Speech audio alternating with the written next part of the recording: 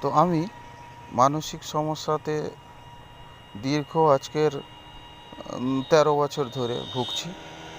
এখন প্রায় 90%ই আমি ভালো। তা কী করে আমার সমস্যাটা হলো প্রথম থেকে আমি খুলে বলি। আমি তখন গ্র্যাজুয়েশন ফাইনাল ইয়ারের পরীক্ষা দেব। ঠিক আগের দিন রাত্রিবেলা, যেদিন পরীক্ষা হবে ঠিক তার আগের দিন রাত্রিবেলাতে হঠাৎ করে মানে পড়ার প্রেসারে মাথাটা কীরকম করে উঠল। তারপরে এমন পরিস্থিতি হলো যে আমি আর প্রেসার নিতে পারছি না, চাপ নিতে পারছি না। বাবা মাকে ডাকলাম, বাবা মাও খুব ভয় পেয়ে গেল। ভয় পেয়ে গিয়ে আমাকে জিজ্ঞাসা করলো কী হয়েছে, কী ব্যাপার। কিন্তু মাথা গরম এমনই হয়ে গেছে, আমি শুধু বলতে লাগলাম যে আমার মাথায় জল ঢালো। তা সবাই মিলে জল ঢাললো, প্রায় বালতি ২-৩ তারপর মোটামুটি একটু মাথাটা ঠান্ডা হতে আমার জামাইবাবুকে তখন ডেকে পাঠালাম। জামাইবাবু এলো। তারপরে এমন পরিস্থিতি হলো, আমি ভয় পেয়ে গেলাম, আর পরীক্ষা দিতে পারলাম না। তো আমার জামাইবাবু বলছে, ঠিক আছে, যদি অসুবিধা হয় তাহলে এবছর পরীক্ষা দেওয়ার দরকার নেই, পরের বছর পরীক্ষা দেবে। বলে সে বছর আর পরীক্ষা দেওয়া হলো না। আমি মানসিক ডক্টরের কাছে গেলাম। উনি বললেন যে অত্যাধিক পড়াশোনার প্রেশার নিয়ে ফেলার জন্য এই সমস্যাটা হয়েছে। কিন্তু ওই যে সমস্যাটা যে তৈরি হয়েছে, ওই সমস্যাটা থেকে আমি বেরোতে আর পারছিলাম না তখন থেকে। যখনই কোথাও যাই, রাত্রেবেলা যেহেতু আমার এই ঘটনাটা ঘটেছিল, রাত্রেবেলা করেই আতঙ্ক সৃষ্টি হতো। ঘুম হতো না, মাথা গরম হয়ে যেত, গায়ে ঘাম দিত, কীরকম হতো, মানে এই মরে যাই এরকম পরিস্থিতি। মানে আজকের ১২-১৩ বছর এই সমস্যায় ভুগছি, যে কয়েকশবার আমি মরেছি আর বেঁচেছি। তো এই পরিস্থিতিতে আমি মানসিক ডাক্তার দেখিয়ে যাই, মাঝে ভালো হয়ে গেছিলাম। তারপর প্রায় ৩-৪ বছর ঠিকঠাক ছিলাম। হঠাৎ করে আবার সেই মানসিক সমস্যা ফিরে এসছে। আবার মাথা কাঁপছে, মাথা গরম হয়ে যাচ্ছে, এরকম পরিস্থিতি। তো তারপর কি করলাম, আবার সেই ডাক্তারের কাছে যাই। তখন ডাক্তার বলল যে ওষুধ অনিয়মিত খাওয়ার জন্য এরকম হচ্ছে। কিন্তু আমি উপলব্ধি করেছিলাম যে এটা আমার ভয় থেকে হচ্ছে, আর এই ভয়টা আমি কাটাতে পারছিলাম না।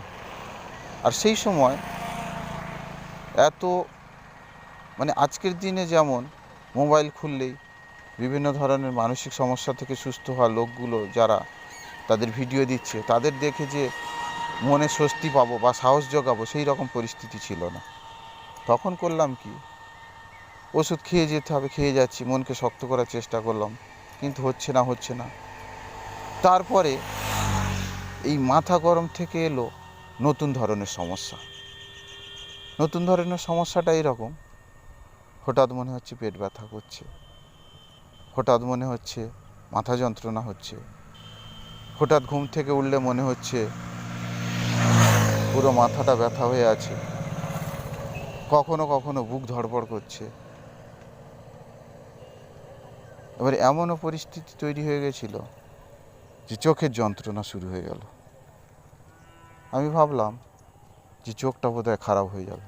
যেই না ভাবা তেমনি ওই চোখের যন্ত্রণা শুরু, আর থামেই না। কলকাতায় গেলাম, বড় চোখের ডাক্তার দেখালাম। তো ডাক্তাররা পরীক্ষা নিরীক্ষা করলেন, দেখলেন, বললেন যে না, ঠিক আছে, কোনো অসুবিধা নেই, চোখ তোমার একদম ঠিকঠাক, এগুলো কোনো কারণে টেনশান নিয়ে ফেলেছো, ভয় হচ্ছে। তো এই রকমভাবে আমার অনেক রকম সিমটম দেখা দিত। এবার আমি ডাক্তার দেখিয়ে আসার পরেও ভয় আমার পিছু ছাড়ছে না। কি করে এর থেকে নিষ্কৃতি পাবো? আমার তো চোখের যন্ত্রণা হতেই আছে অনবরত, চোখে ওষুধ দিচ্ছি তাও থামে না, কমছে না, অথচ ডাক্তার বলেছে যে না, তোমার কোনো সমস্যা নেই। এইবার আমি তো বুঝতে পারছি যে মানসিক সমস্যার জন্য হচ্ছে, কিন্তু এখান থেকে নিষ্কৃতি পাবো কীভাবে, সেটাই আমি বুঝতে পারছিলাম না। তখন বারুইপুরে গেলাম, মেন্টাল হসপিটালে। সেখানে কাউন্সিলিং করেন, সাইকোলজিক্যাল কাউন্সিলাররা রয়েছেন, তাদের পরামর্শ নিলাম। তারা বিভিন্ন রকম পরামর্শ দিলেন, এটা করো, ওটা করো, সেটা করো। সেও পরামর্শ নিলাম, তাও ঠিক হয় না। বাড়ি চলে এলাম।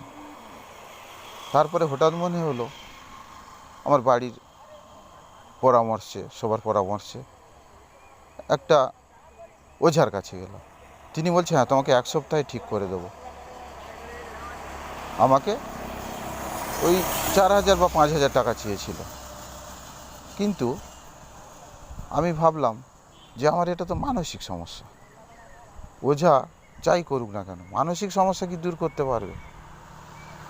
তাহলে মানসিক সমস্যা যদি দূর করতে হয়, তাহলে আমাকে ওই চিন্তাগুলো ভোলাতে হবে। তাহলে ওঝা কি ওই মানসিক চিন্তাগুলো কি ভুলিয়ে দিতে পারবে? যদি কারোর অন্য কিছু সমস্যা হয়, ওঝা হয়তো ঠিক করতে পারে, কারোর ভূত প্রেতে ধরুক বা অন্য কিছু। কিন্তু মানসিক সমস্যা যদি হয়, আমার মনের কথা ভুলিয়ে দেবে কী করে? আমার তো এগুলো চিন্তা থেকে আসে, আমি এগুলো সবসময় ভাবতে থাকি, তাই আসে। তাহলে এগুলো ভোলাবে কী করে? আমি অপেক্ষা করে গেলাম। অপেক্ষা করে গিয়ে মোবাইল সার্চ করতে থাকলাম।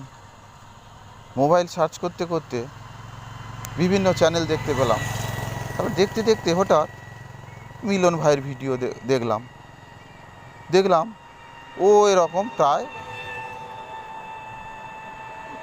12-13 বছর এরকম ভুগেছে মানসিক সমস্যা নিয়ে। ওর কন্ডিশান আরও খারাপ ছিল, ওকে হসপিটালে ভর্তি হয়েছিল, ওর শ্বাসকষ্ট এসে গেছিলো, যেটা আমারও হয়।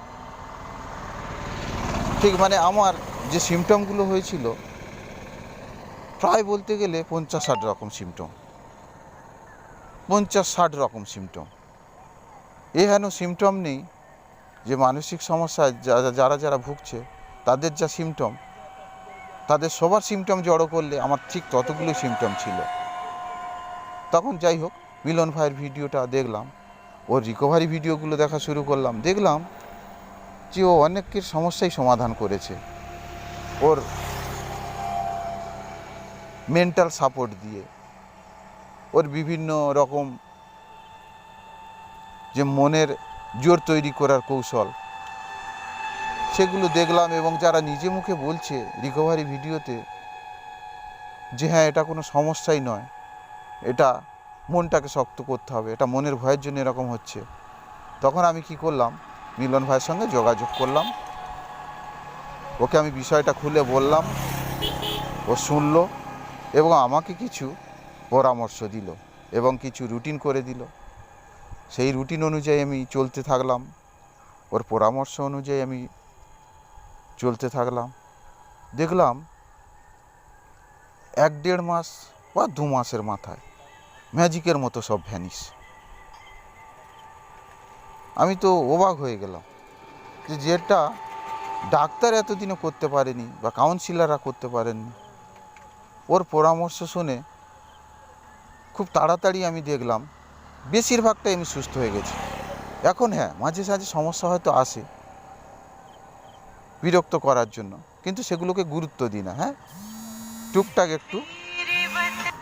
টুকটাক একটু সমস্যার জায়গা তৈরি হয়, কিন্তু সেটাকে আর অতটা গুরুত্ব দিই না। আমি জানি আমি ঠিক আছি, এ সমস্যা, মানসিক সমস্যা আমার কিছু করতে পারবে না। তাই আমিও মোটামুটি নিজের মনের জোর বাড়িয়ে বিভিন্ন জায়গায় থাকি। আমি আগে রাতে কোথাও থাকতে পারতাম না, থাকলেই বিভিন্ন রকম সমস্যা তৈরি হতো, বুক ধড়ফড় করতো, মাথা গরম হয়ে যেত, যেন এই মরে যাই এরকম পরিস্থিতি। কিন্তু এখন আমি বিভিন্ন জায়গায় থাকতে পারি, কোনো সমস্যা হয় না, ভালোভাবেই থাকতে পারি। এবার কী হয়, মাঝে সাঝে টুকটাক ছোটোখাটো যে সমস্যাগুলো, এগুলো তো প্রত্যেকেরই থাকে, ভালো মানুষের হয়, এবার আমারও হয়। যেহেতু আমরা মানসিক রোগী, হয়তো একটু অতিরিক্ত হলে ভয় পেয়ে যাই টুকটাক, কিন্তু সেটা আমাকে কোনো কিছু সমস্যার সম্মুখীন আর করতে পারে না। আমি প্রায় 80-90% এখন সুস্থ। আশা করছি আর কিছুদিনের মধ্যে আরও অনেকটাই বেশি সুস্থ সবল হয়ে উঠতে পারবো। আর মিলন ভাই তো প্রত্যেকটা মুহূর্তে আমাকে সাহায্য করছে, সহযোগিতা করছে। তাই যাদের যাদের এই মানসিক সমস্যা, তাদের আমি একটা পরামর্শ দেবো, মানসিক সমস্যায় তো অনেক রকম সিমটম আসে, আর বিভিন্ন মানসিক রোগীর বিভিন্ন সমস্যা। তোমাদের একটা কাজ করতে হবে, প্রথমে মানসিক সমস্যাটা যেটা আসবে সেটার জন্য উত্তেজিত হলে চলবে না। আগে বিচার বিশ্লেষণ করতে হবে, কেন এটা আসছে। মাথাটাকে ঠান্ডা রাখতে হবে, মনে মনে প্রতিজ্ঞা করতে হবে যে আমি ভয় পাবো না। নিজেকে শান্ত রাখতে হবে, উত্তেজিত হলে চলবে না, কারণ উত্তেজিত হলে ভয় বাড়বে, চিন্তা বাড়বে, টেনশান বাড়বে, বিভিন্ন রকম সিমটম দেখা দেবে। কিন্তু উত্তেজিত না হলে তুমি নিজেকে শান্তভাবে চুপচাপ এক জায়গাতে রাখো, আর ভয়টাকে মনের মধ্যে আনা চলবে না। এটা ভাবতে হবে যে এই মানসিক সমস্যা থেকে হাজার হাজার মানুষ বেরিয়েছে, আর এই মানসিক সমস্যা হলে কেউ মরে না। মরার ভয় দেখাবে প্রত্যেকটা মুহূর্ত, কিন্তু সেই ভয়টাকে ভয় পেলে চলবে না। যেমনিভাবে আমরা কোনো কিছু মানুষকে খেপাতে গেলে, সে যেই কথাটা শুনলে খেপে যায়, তাকে যদি বলি সে আরও খেপে যাবে, আর সে যত খেপে যাবে আমরা তাকে সেই কথাটা দিয়ে খেপাই। কিন্তু সে যদি না খেপে যায়, তাকে আমরা হাজার বললেও সে আর আমাদের কথায় খেপবে না, সে চুপচাপ থাকবে। তখন কিন্তু আমরা এমনি থেকেই তাকে আর খেপানোর মানসিকতা তৈরি করব না। তেমনিভাবে আমরা যদি ভয় পাই কোনো জিনিসে, সে আমাকে আরও অনেক বেশি ভয় দেখাবে। কিন্তু আমি যদি মনে করি যে ভয় পাবো না, তাহলে ভয় আমাকে আর কোনো দিন ভয় দেখাতে পারবে না। তাই একটা কথা বলি, মানসিক সমস্যা যাদের রয়েছে তারা শান্ত থেকো, ভয় পেও না। এই সমস্যায় কেউ মরে না, সবাই সুস্থ হয়ে যায়। আর যারা যারা মানসিক সমস্যার মধ্যে ভুগছো, তোমরাও একদিন সুস্থ হয়ে যাবে, কোনো সমস্যাই হবে না। নিশ্চিন্তে থাকো, দেখবে তোমরা আবার আগের মতো। আমি যেমনি আশা ছেড়ে দিয়েছিলাম, ভাবতাম যে আমার কোথাও কিছু হয়ে যাবে, বোধহয় আমি বেশি দিন বাঁচব না, কিন্তু আমি এখন ভরসা করি যে 8-10টা সুস্থ সবল মানুষের মতো আমিও সুস্থ সবল রয়েছি, থাকবো সারা জীবন। আমার মতো তোমরাও সবাই সুস্থ হয়ে যাবে, ভালো থাকবে, আবার আগের মতো জীবনে ফিরে আসবে। সবাই ভালো থাকবে, সুস্থ থাকবে।